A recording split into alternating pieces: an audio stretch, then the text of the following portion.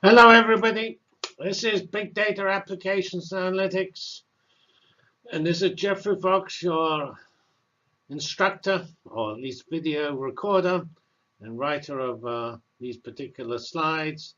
And now we've got up to lesson 5 of the motivation, and this is on digital disruption and transformation. We'll start off with the past, the things that have been displaced by the digital revolution that we're now seeing. Towards the end of this particular lesson, we'll come to the future, which is digital transformations, which are enabled by the technologies, clouds, and big data, and artificial intelligence that underlie everything we do. Thank you. Let's get started. Some trends. One thing that gives is the U.S. Postal Service, which actually sort of interesting. The trends like Amazon more generally e-commerce, it is producing an increase in packages delivered because we're having packages delivered to us rather than going to the shopping malls to pick them up. However, we're obviously drastically decreasing the amount of letters we write, and so the amount of mail delivered, which is mainly letters, is significantly decreasing. And that's this blue curve, amount of mail, and here's this red, which is the Postal Service's fiscal situation. And of course, the Postal Service is presumably fighting back. I see them delivering. They're actually also competing in the packaging delivery area. So this is not necessarily a problem with the Postal Service totally, but it just says the Postal Service is going to change. It will deliver packages rather than advertising or mail and bills, because all bills, at least I pay nearly essentially all my bills online now. I don't have paper bills, and I don't write checks much any longer and things like that. So there's some changes, and that's what this particular slide documents in one for a sort of highlighted example here. All right, this is a pretty sad picture because all these magnificent developments in the area of commerce are just being thrown away and steamrolled by Amazon, Walmart, others who are pioneering, and Alibaba, who are pioneering e-commerce. So here we have the general store and the corner store from the 1800s, sorry. And then we go to department stores being introduced in the mid 1800s. Then we have supermarkets. There wasn't so much change, was there, from 1800s to 1930s? And shopping malls.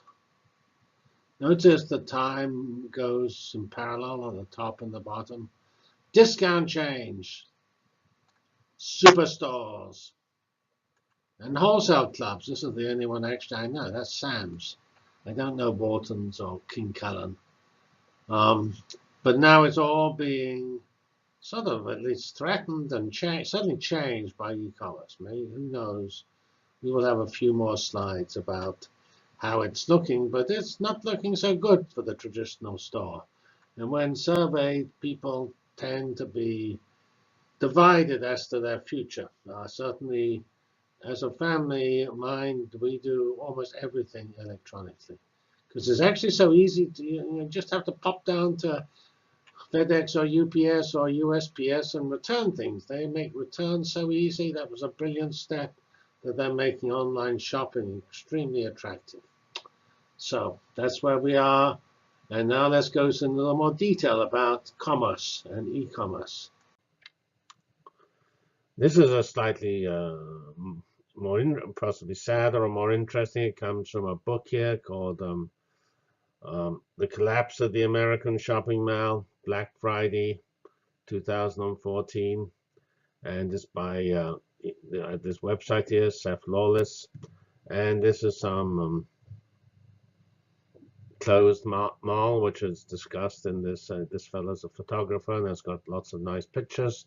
And we have, as part of the course, a discussion point called No More Malls, which is discussing the future trends of malls. And actually, we've had that in several previous editions of this course. And there's not agreement here. I think everybody agrees shopping malls will change, but and even if you buy things typically online, shopping malls also have an interesting social impact, and also, of course, one area which, so that's certainly can says that shopping malls need to focus on maybe the things that people go out to do, eat and talk and have coffee shops and things, and not so much on shopping. Now, there is this, of course, trend that's two important aspects. One is that groceries are still dominantly bought in brick and mortar stores, and also you could argue that you can't try things on as well on the internet. However, the internet companies are willing to let you buy things, try them on, and send them back. And that is actually possibly more attractive than going to the mall, when you can only try on the things they have in the mall, whereas you can try on anything. This is the long tail effect. Internet shopping gives you access to much more than physical shops. Here is from Business Intelligence. They produced some quantification of the changes in the brick and mortar world: Barnes and Noble, Staples, GameStop, and now we have fashion vendors, Gap, Abercrombie and Fitch, Aeropostale, and they're all closing over 150 stores in some time period. JCPenney, which is certainly, at least at some level, struggling. Sears and JCPenney are classic old-fashioned merchandisers which need to change, and it's not clear they will change fast enough to survive. This world is a tough world. You have to move as fast as the rest of the world is moving. You only have a short time to make that decision. That's the sort of difference about universities. Universities don't seem to have to make decisions fast. I don't quite know why that's true. Companies certainly need to move faster than universities, and do move faster than universities. That's why companies are all using clouds and universities are not using clouds. It's all part of this institutional change, and what drives it and what the consequences of not changing are. And this, of course, is just a collection of sites that people are going to instead. And I must admit, I don't know many of these. I'm sure there are very others who do more shopping will know more. Of course, I know eBay and Amazon and Alibaba. We certainly know that's the largest of them all, centered in China. And I'm sure the others are equally, comparably interesting. This interested me from Business Intelligence. It's a plot of, until around 2020, in the future, from 2001, of the fraction of retail sales in various categories just sold online. And you can see in media, sporting, and hobby goods is dominantly online. Here we are at 65% in 2020. Electronics, 50%. Very high. What struck me as interesting was furniture. Furniture and home furnishings is 30%. That's big. Clothing is high. I would expect that because it's so easy to buy things online. I buy my clothes online. And of course, here we have the small one, food and beverage. I don't quite know why health and personal care. Maybe you really need to look at the real thing to make those decisions. But anyway, this is striking how how there are some very important differences in categories between the fractions purchased online. Here we have, let's actually note one thing. Here's 0%. So here is the online retail growth, and it's quite small. It's a few percent. Whereas the offline, this is the offline retail growth. Here is the online retail growth, well above 15%. This I say this is 0. It's a little confusing because this is minus 15%. And here are the here's just the totals, and you can see the green is the offline retail sales, which actually is nicely increasing, but the online sales are increasing much faster. That's this fraction here, this 15% per year, and the fraction. And notice this went negative in the recession time, 2009. So this says a lot of the growth, or the dominant growth, is online. And that's why we had in the previous slide some evidence of brick and mortar stores refocusing their efforts away from the brick and mortar to the online, because essentially all those stores have an online presence. I don't think it's practical for these large, the type of large companies, not to have a major online presence.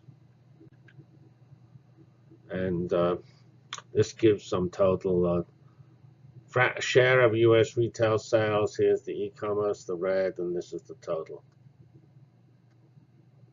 And again, we have this interesting recession here.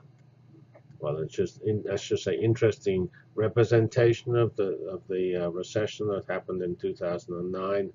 And you can see we've actually recovered above where we are previous peak. We're at 4.5, not 4 trillion.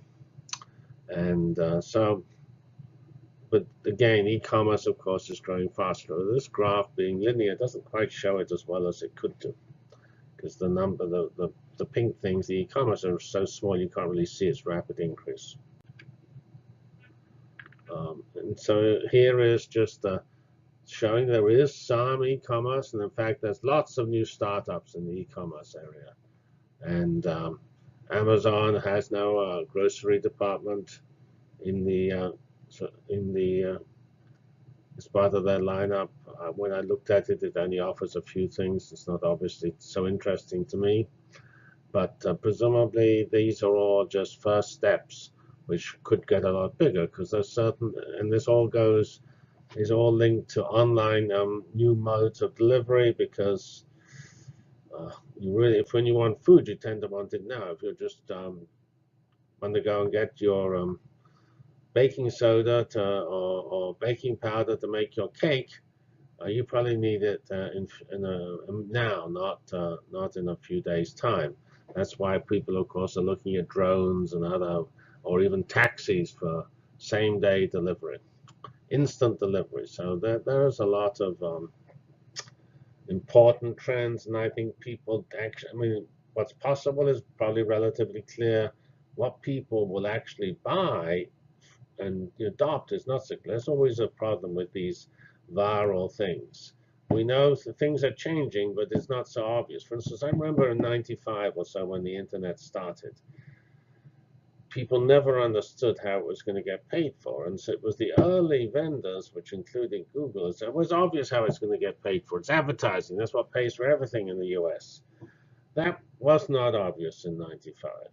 And that wasn't obvious in '95. And so often the future can be seen, but there's some very important issues of how it gets adopted, which are pretty difficult to forecast. I certainly didn't forecast that advertising would dominate, but I wasn't an expert on business, and some early people in business schools realized quicker than other people in technology departments that advertising would be the key to driving a lot of these important technology trends.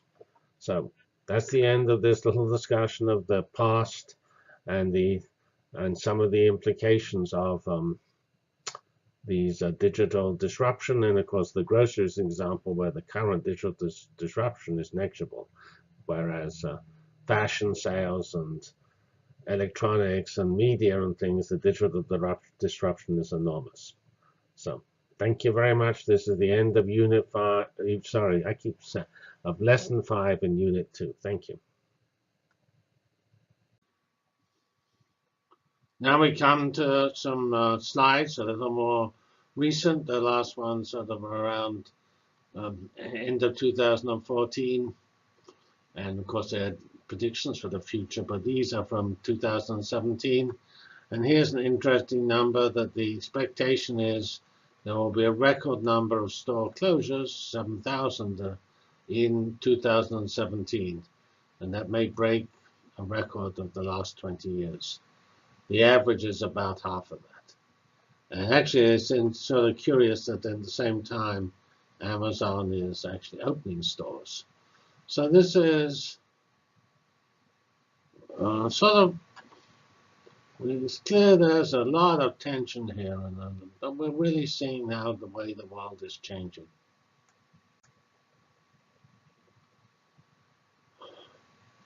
All right, so here we have the e-commerce growth, which is actually taken off a little. It actually dropped a little, but now it's up at a solid over 15% per year, and it's now at a total of almost $400 billion. These are big numbers, 400 billion, quite large. Makes one's individuals look rather daunting to an individual to see $400 billion. And this is just still only, of course, a fraction of the total retail sales. Okay, so here we have unfortunately, slightly differently presented Chinese number. It's called gross merchandise value. I assume that's similar to what the previous plot was. And that's up to now over 600 billion in 2016. Notice the enormous mobile penetration is much higher than in the US. And this just, of course, reflects the fact the US has a much stronger non-mobile installed base. Notice how the desktop is declining, as I think it is in the US. I know it is. But still, the total is dramatically increasing. And here is the increase. So the increase is actually over 50% per year in mobile growth, even in 2016. So this is why you should follow companies like Alibaba and JD.com, which are Chinese leaders in that e-commerce field. So this is an interesting one because music had this nice peak around 2000, and then it just declined because of the digital changes, iPods and things like that. But now we see an interesting trend. This is physical, your CDs, or I used to buy a lot of cassette tapes, but I now have to toss all of them. Although I've actually recorded most of them digitally. But anyway, here we have download and synchronization and subscription and streaming. So here are purely digital things, and the digital now is actually increasing. And so, in fact, for the first time in 2016, the whole thing is actually increasing. Music sales, the revenue was actually up 11% in 2016 after 16 years of negative average 4% decrease. And subscription and streaming are just gone from 0 to 52% of the total revenue. And it's actually the biggest segment because the 48% is then shared with physical and downloading.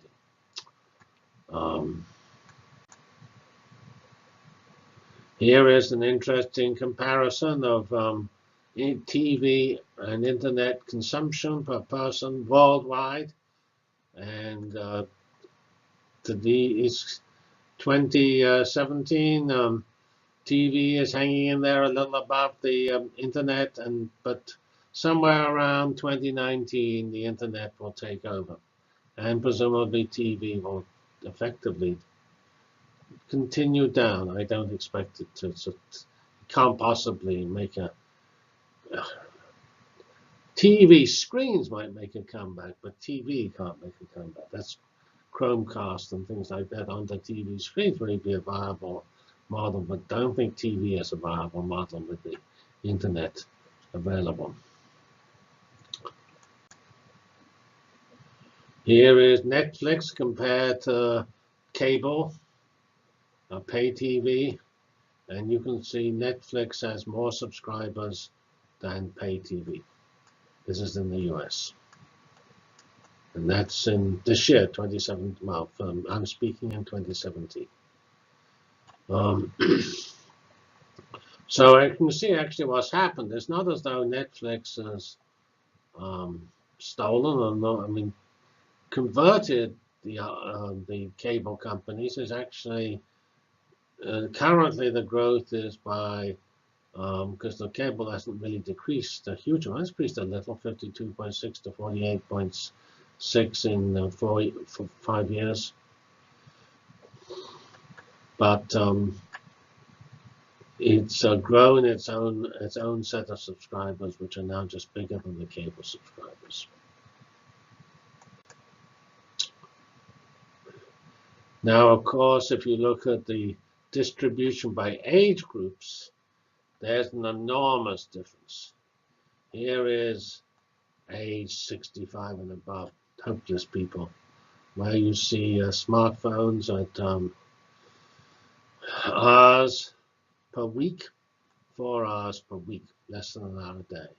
TV of all sorts, some rather horrific number of 51 hours per week, which is whatever it is, a little over 7 hours per day. And as we lower in age, we get the switch in this in the 25 to 34 age region, where TV is somewhat more than smartphones. And then if you go 18 to 24, smartphones beat TV. Notice the previous comparison wasn't smartphones, it was all of internet. This is a subset of the internet. All right, so that's pretty interesting, because this is presumably, actually, well, probably most of the readers of this slide deck are, or maybe there's some of them are here, but this is the future. These will propagate through the age domains, and so we know where the future is. It's smartphones, at best laptops, and there ain't no TV remaining in this future. And here's the same magic age group, 18 to 24, university and post-university, just put first few years on their job population. And here is the amount of time they're spending per week, 26 and a half hours in 2011, and it's almost halved by 2017. So that's a pretty strong change in just 6 years. And it's partly the quality of the smartphones. The smartphones are now so good, it's really attractive to use them. And here is another interesting plot of the percentage change from 2012 to 2016 as a function of time. And you can see that the where we have various age groups is 12 to 17, 18 to 24, 65 and above. They've actually increased the time watching TV over this time period, whereas every other age group has decreased, and the 12 through 24 have increased decreased their use of TV by 38.5%. So this is another signal of the same general trend. The average is 16% for the total population. Time spent watching TV is down 16% from 2012 to 2016, 4 years. All right, so this is a little confusing slide, and that is subscriber losses. And these are losses in an individual year. So this year, the 2014, 0.6 million subscribers are lost, 1.1 in 2015, and an additional 1.7 in 2016.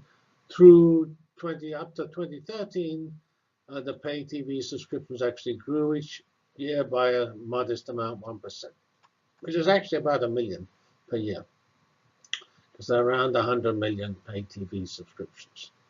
So this shows an important reversal of the trend, and again reflects the changing of the guard as traditional TV gets replaced by internet and smartphones and things like that. This is quite interesting because people normally think of sports as a very healthy field, but it's not so healthy because here we have, through February of 17, the number of households with the ESPN channel. Because remember, when you get cable, you can choose which channels. And you can see there's been a striking reduction just over these 2.5 years, from July 14 to February 17. And of course, this is not so live. This is live as this is broadcast live. It's not watching it for real. And that's a strong decrease. Actually, I think Disney stock, I think Disney owns ESPN, suffered because of this. And here's a related curve. Maybe I used to, being English, I used to follow Manchester United, which was the most best known soccer club in the UK when I was a child. And you now read the stories of all these Premier League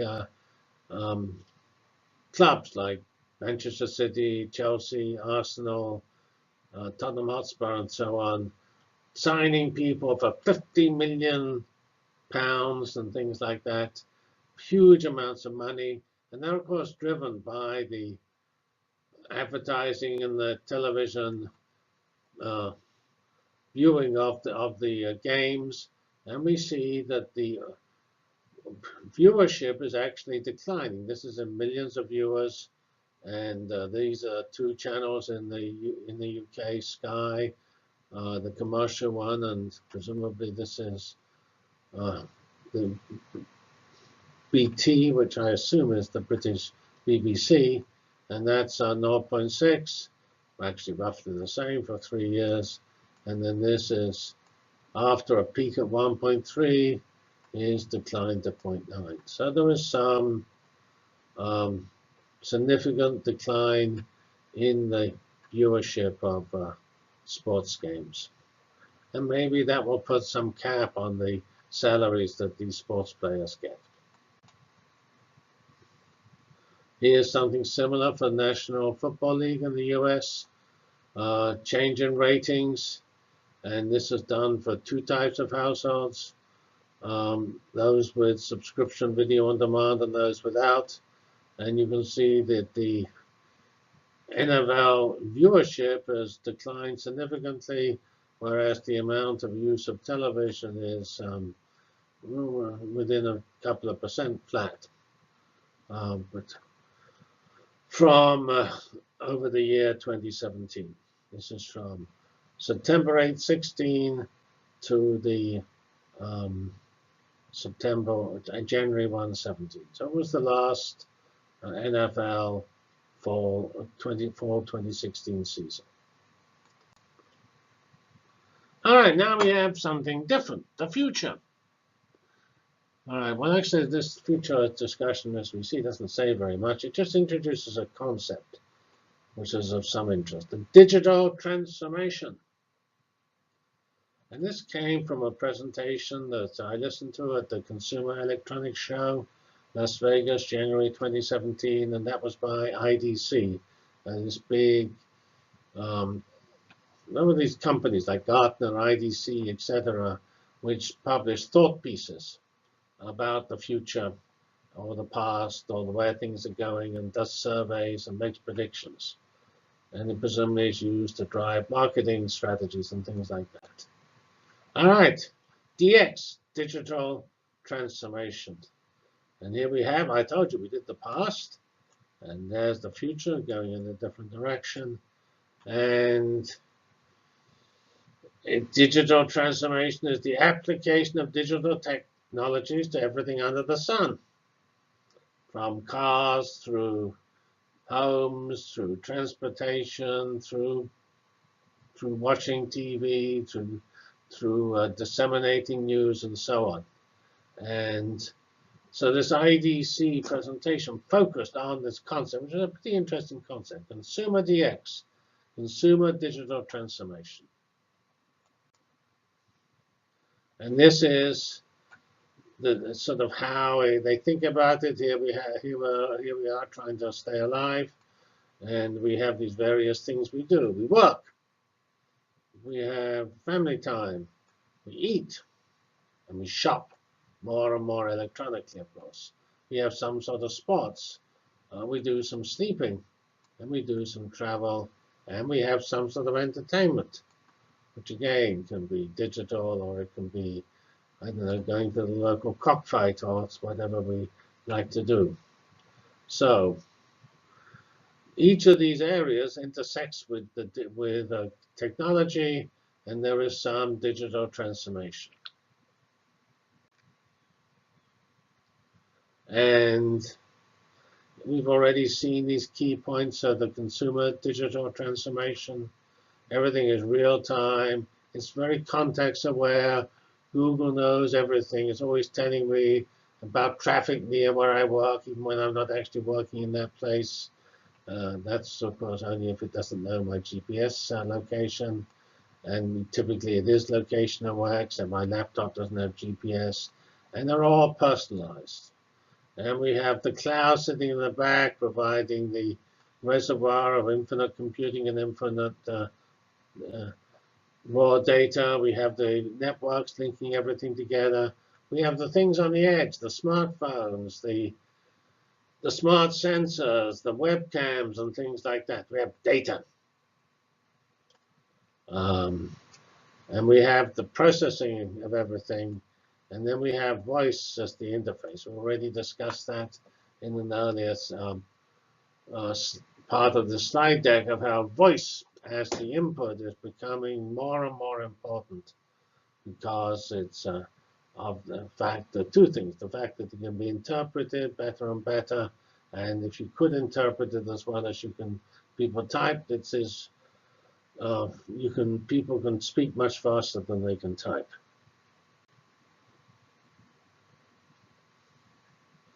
All right, so remember the 18 to 34 we had in previous things? Well, this particular presentation said that you are still stood some chance of being effective if you're under 45. People over 45 aren't much interested, according to this, in digital transformation. And if you're under 45, it doesn't matter, according to this, whether you're 44 or 7. You have equal interest and presumably great interest in digital transformation, in social media, e-commerce, and so on.